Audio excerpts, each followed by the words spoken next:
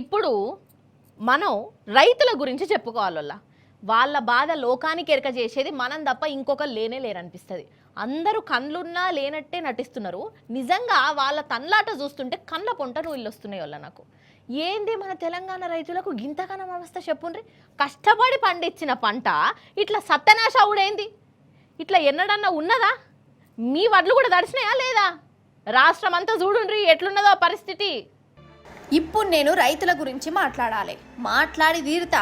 అసలు రైతు బంధు గురించి మాట్లాడాలనా, రైతు బీమా గురించి మాట్లాడాలనా, యాహళ్లకు రాని ఎరువుల గురించి మాట్లాడాలనా, డూప్లికేట్ ఇత్తనాల గురించి మాట్లాడాలనా, పంట బోనస్ జికర్ తీయాలనా, కల్లాల కాడ తడిసి ముద్దైపోయిన అడ్ల గురించి తీయాలనా, మార్కెట్లలో వరద లెక్క వారుతున్న ధాన్యం ముచ్చడి తీయాలనా, యాళ్లకు రాని కరెంటు ముచ్చడి చెప్పాలనా, బల్మీటికి పానం తీసుకుంటున్న రైతుల గురించి తీయాలనా, ఏడాదిన్నర సంధి రైతులు తండ్లాడతన్ని దేని గురించి మీరే చెప్పుర్రి, గోసపడని రోజేది మీరే చెప్పుండ్రి.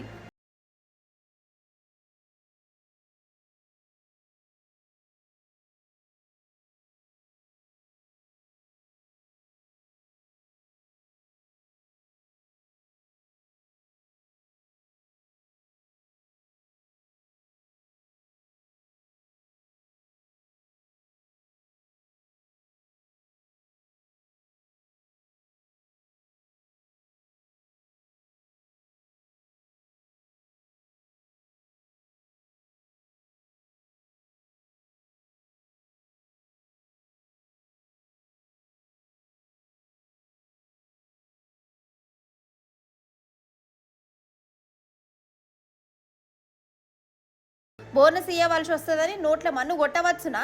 ఇంత అదుమా